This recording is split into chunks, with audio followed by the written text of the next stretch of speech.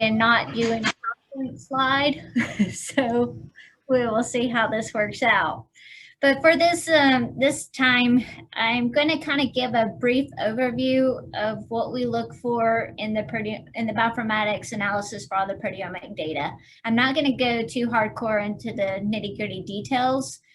So one thing I do want to mention up front, if there's a local bioinformatician at your institute that you really like to work with, we're trying to host a bioinformatics workshop specific for proteomic analysis later this year, hopefully coming out in August.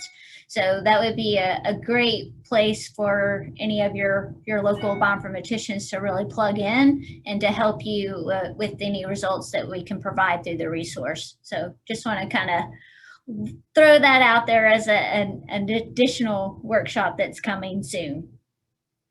So what I've got here that I'm showing you is I'm also building a kind of a standard operating procedure for bioinformatic analysis for proteomics. And the idea of this is to have a resource of all the terminology that we're using. So I'm really building this resource to give you some terms. How do you look at the data?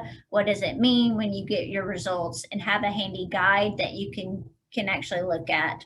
I'm not going to go over a lot of this because we've already hit on it the last 2 days, but the overall view of our processing, the sample prep folks, the mass spec core, they really do a wonderful job getting us good, high quality data to then analyze. So the better that we can do up front with the sample prep, finding the right design really helps the analysis on the back end to get to whatever biological question you're trying to address. So we have some in-house tools that we've developed. Some of those were highlighted yesterday. So we're constantly really trying to expand our tool set and put the data into a certain format where you can really start investigating more of the biology and less of the having to deal with all the mass spec specific processes. So our basic overall steps is really when I first get the data, we do a database search, and then we do a lot of quality control. We're making sure that the peptides have a high confidence in the identification of the sequence, and that sequence is matching to the correct protein in the database search. So there's false discovery rates associated with just the peptide identification, with a protein identification. And then we also do statistical quality control checks as far as the data distribution between samples, replicates. What does the data look like? Or do we need to account for any batching effects in the data? So the more information that we actually have about your project at the very beginning of the project really helps us with the appropriate analysis that we need to do. And so one of the parts of the normalization is a really kind of the better quality data that we have to start with, the less the effect of different normalization methods are going to play on the results of your experiment. So for this, I try to actually let the data describe the parameters of the data based on the data set, not based on what my preferred method of normalization actually is. So I had a postdoc in my lab last year help develop this tool called Proteonorm to evaluate eight different commonly used normalization methods and put some evaluation metrics on those methods to really choose the appropriate normalization method for each individual data set instead of just, I like this one, so I'm going to use it every single time. And I'll actually show you what that tool looks like. And this is a free tool. You can actually download it off of GitHub.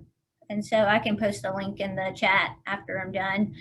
But the idea of this tool, you can look at both the peptide level data and you can also look at the protein level data. So what I've uploaded currently in the tool is some data from my own laboratory. So I'm not sharing anybody else's. This is actually my data that I can show you for demonstration. These are triple negative breast cancer cell lines. and I've got triplicate and various subtypes of breast cancer. Is basically what I'm looking at.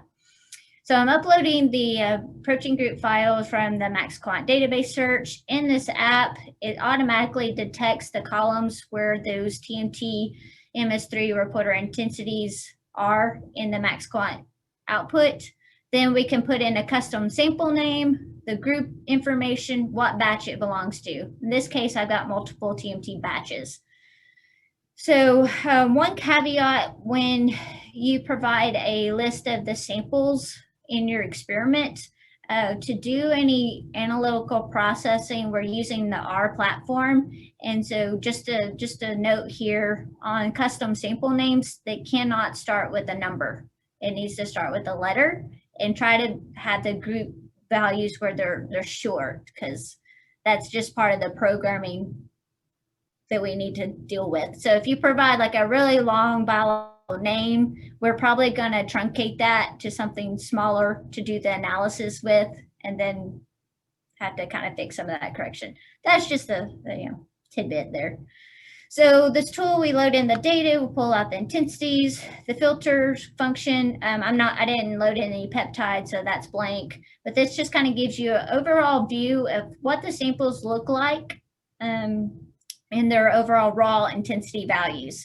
So sometimes this is where I can see if we had a small amount of material for one sample and it just didn't really sequence that well, you'll see like a really low bar. And this will give me this is kind of where we're evaluating if I need to remove a sample from the analysis or not. So if you only have 3 replicates, like I had to do in this experiment, and one of them doesn't sequence well, you throw that out and you're down to a duplicate, which really makes the stats a little bit difficult to deal with. We also included in here, I unclicked them already, but I had actually multiple samples in this data set. So we built this to where I can easily remove samples, add them back into the analysis for whatever comparisons that I'm wanting to do. Right now, I'm going to look at 3 groups: a normal, triple negative with BRCA wild type, and triple negative with the BRCA1 mutant version. So these are very, very distinct, different cell lines.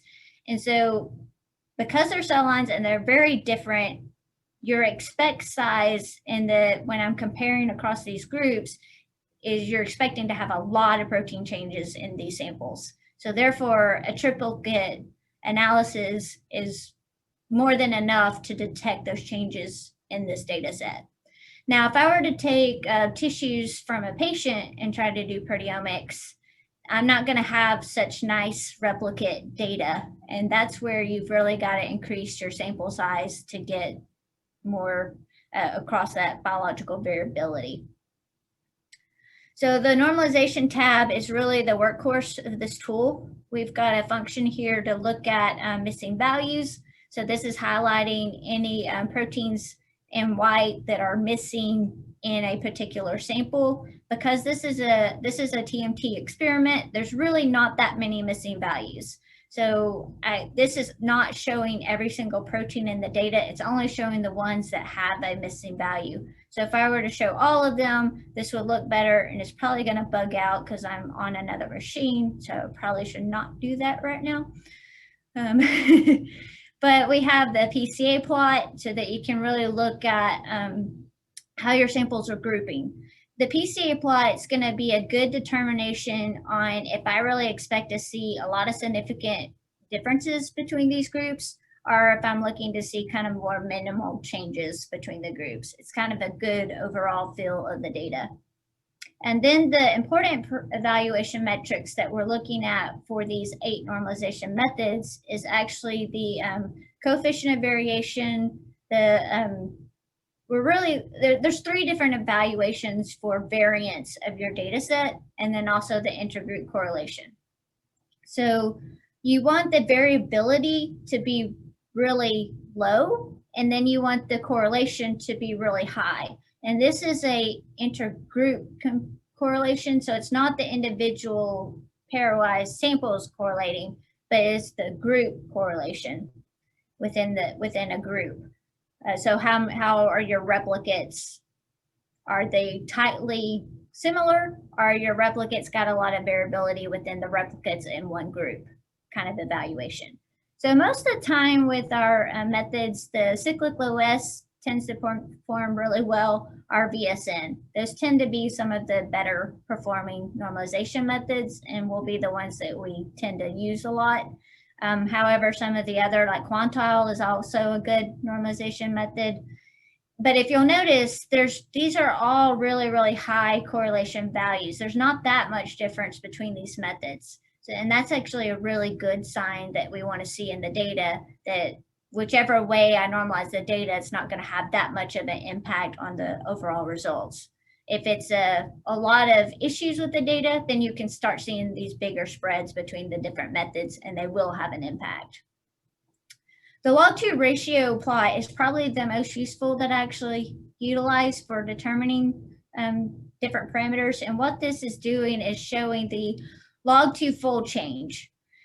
So based on, you want the normalization method to not shift that distribution either positive or negative, so that when we get our fold change results at the end, you want those values to be based on the significant protein and not due to just shifting it positive or negative based on normalizing. So this normalization method should really center around 0 and have a high density. And again, in this data set, they're very different cell type population, so all the methods really tend to kind of perform pretty well. It's not really the best data to probably show for demonstration, but there it is. So then we have this DA test for anybody that's looking at what tests are going to be the best to perform the best, have the best false positive rate, false discovery rates in the statistical analysis. There's a group, Russell, it's like Russell something at GitHub. They developed this DA test method to actually test all of these different statistical methods and perform some power calculations and effect size calculations to see what test is going to be the best to perform on that particular data set. So we did include this in the tool for any bioinformatics folks that want to test other various methods. The majority of this data, the Lima pipeline, is really one of the best performing statistical methods to do differential abundance analysis. So most of our pipeline is running the Lima, which is a moderated t-test instead of a classical t-test. So in this tool, you can select whichever one we've evaluated to be the best normalization method and then save that file. And now you have a normalized data input file. And now, so that's kind of the normalization. So I do provide those plots and evaluations for every project that we do. So you can kind of have a rationale for why did we choose a certain normalization method for that particular data set. So these are the plots. They're all in here that I just talked about. So the next part of it, once we have good quality data, we're going to differential abundance analysis. So again, I'm kind of trying to build this to where it has some definitions of what we're using for the analysis and explaining a little bit more of what's going on.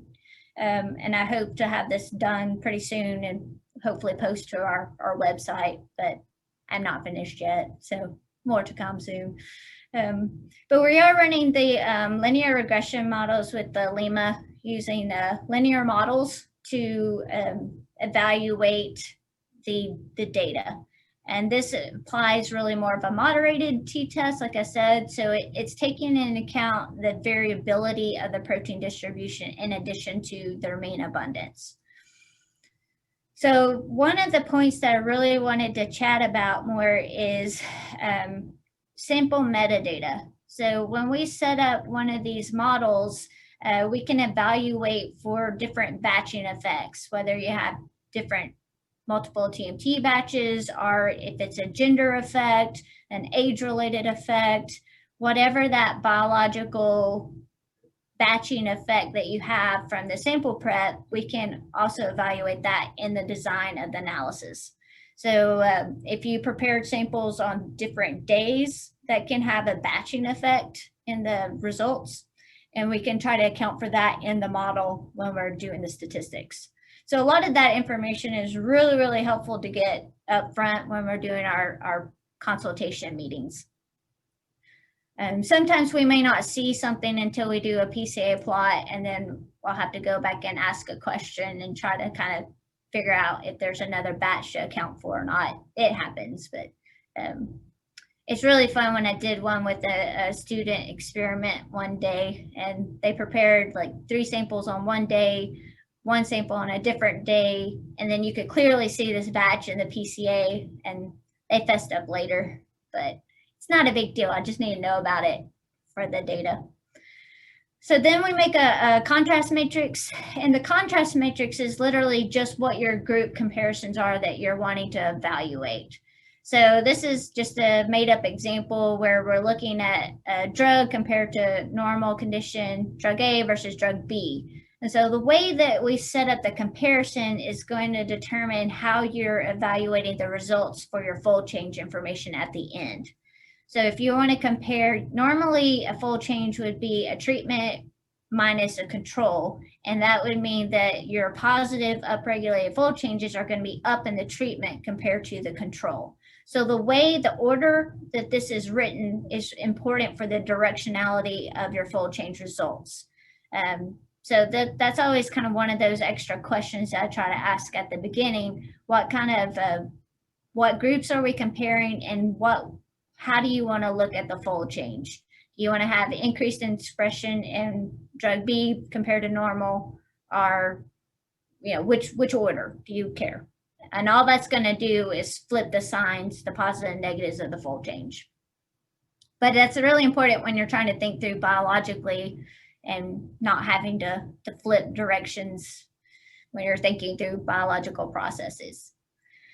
So we tell it what comparisons we want to run, then we fit it to a linear model, perform the statistics on it, and then this will provide you with fold change, log2 fold change values corresponding to that group comparison, and then it has a moderated T statistics, moderated F statistics, p-value, and then an adjusted p-value.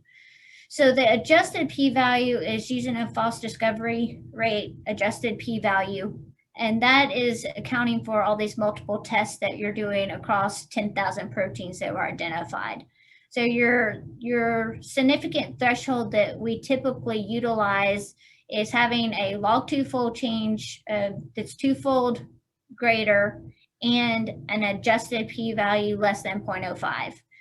Because this is an FDR adjusted p-value, you can actually make it less stringent than that. 0.05 adjusted p-value and fold change just kind of it can be a really stringent threshold for some projects, especially if you have a really small effect size and you're looking for really small changes in the data.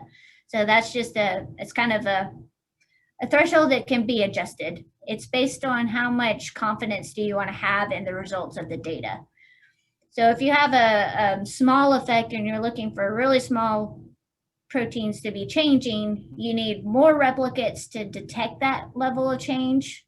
So more power for the statistical calculation, and you can sort of play around with a little bit of the adjustments.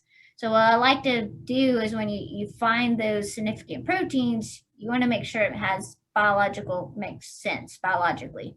So that's where your expertise and your system really comes to play. So we provide all of that data in this nice little summary Excel file. I know everyone loves Excel files, right? I still like my Excel file for my full data set. But what we'll do is we'll provide all the metadata that we have. We'll have the FASTA header, which is literally the header that comes out of the database that has all the information included. Some of them have gene symbols, so we can pull out the gene symbol, and then the UniProt accession ID to go back to the UniProt database and have those accession numbers. So we try to give you metadata. Then I always like to have the full normalized intensity values for all the samples included in this this one big table, because if you need to go back and make heat maps for your significant list of proteins or make any other figures for your publications, these are the values that you're going to use to do a lot of those other extra graphics. Then we also include the lemma results for each of the comparisons. I try to kind of label at the very top which comparison we're looking at. And then, so the columns of interest you really want to look at is the log2 fold change and the p-value and the adjusted p-value. And we also try to highlight those that are less than 0.05 for the p-values, and anything that's up or down in the log2 fold change, we do those by red and green colors because that's what Excel gives me. And yeah, so those are here, but we also include this flag on the end. So the flag really helps you to sort by both log2 fold change and p-value or adjusted p-value. So you'll notice there's actually two columns here. This one is for including the adjusted p-value. So these proteins with the 1 are upregulated by at least twofold, and they're also significant by adjusted p-value. So you can quickly sort through the data to find the top significant proteins in that data set. We also do it for the unadjusted p-value, just for, making it easier to kind of see what passes the multiple test correction and what doesn't. But we do that for each of the comparisons in the data. So this is kind of the overall summary of the data presented in the Excel. But then we also provide you with the volcano plots and MD plots. So volcano plots show the log2 fold change on the x-axis, and it shows either the p-value or the adjusted p-value on the y-axis. So we make them for both levels of significant thresholds. And then we highlight those that pass both fold change and p-value in the red and the blue for the up and down regulation of those proteins. And again, this fold change is dependent on how we set up that comparison, what order we do the comparison, and we try to put that order actually in the title of the figure so that when I go back to look at the data later, we know exactly how the fold change was calculated. There's a little method to the madness for that. Now, the mean difference plot gives you an added layer of information than the volcano plot. What this one will give you is the average log2 intensity value, so you can kind of see the abundance of that protein on the x-axis, and then you have the same fold change information on the y, and now the proteins are colored based on p-values. So we can color it based on unadjusted or adjusted p-values and see which ones pass significance. So those are the major figures. Whenever we upload this data and send it out to you, I usually put all of this information into an email just to try to kind of guide you to what to look at in the data set. So I'm going to briefly kind of go over what that looks like right now. And like I said, this is why I'm not in PowerPoint. So I have a folder of data. We'll have the quality control plots that's going to give you kind of all the figures that I showed for, and they're popping up on my other screen here. That'll give you like all the figures for the Proteonorm app. So you kind of have those evaluation metrics of the normalization methods. We have all those included. We also have the PCA plots. If you have batches that are in the experiment, we can color them by batch. This one, I'm only got one batch, or we can color by the group, kind of see what your PCA plots look like. We have various levels of QC data that we're kind of looking at. Then the one that is the most useful is the differential abundance analysis, where we actually provide you the TIFF images for the static volcano plots, MD plots. We also have just the Excel files of all the lemma results for each comparison. All of those are included. But we have two separate folders of data. And it's important that in these folders, you download that entire folder onto your local computer. And then you can open up the HTML files in a web browser And this will now you can interact with your data more in a graphical, something like this. So this is an example of one of our volcano analyses between my 2 triple negative breast cancer cell lines that are very different. As you can see, I have a lot of data that's significant, a lot of up, a lot of down. But what's really useful about this is you can click on the protein, but on the plot on the right, it actually shows you those values, the normalized intensities for every replicate in each of the groups. So on this particular file, I'm comparing my 2 triple negatives, but on the plot, on the expression plot, I actually list all of the groups that are included in that data set. Because sometimes it's nice to see what we're evaluating as significant is really these last two groups of data. And you can see clearly there's a big difference in protein expression between these 2 groups. But if you look at the normals, the triple negative BRCA1 mutants are a little bit more similar to a more normal cell type. So you can kind of get a little bit more feel of how that protein is actually expressing in all the groups, not just from this one comparison. The other thing you can do that's helpful, and this is actually from a phospho experiment, so I'm just showing you the protein side of it. So that's why I have like this phospho site ID included in this particular example. But you can double click on anything in the data and it'll highlight where it's located in that volcano plot. So if you're just trying to look for a certain protein of interest, you can actually search for it. And I'm just gonna make one up because it's right there. Rad 23, then I can click on it and find where it's located in my data set. So there's some options to actually search the data, see where it is, and do some more evaluation of it. This is really helpful for finding if you have one that has like a really high fold change and it looks kind of abnormally high, that particular one may actually have a missing value in one of the replicates. So some of these plots are really easy to go in and see, okay, do I actually have all of replicates with the data, or is it really the missing values that are contributing to this high fold change? And for some projects that have more missing data, we can just filter those out and remove them. But typically, some of those can be some of the lower abundant proteins that are biologically interesting. And so I tend to kind of like to see what's there. So that's kind of a brief overview. I'm going to kind of stop here and let you guys ask questions.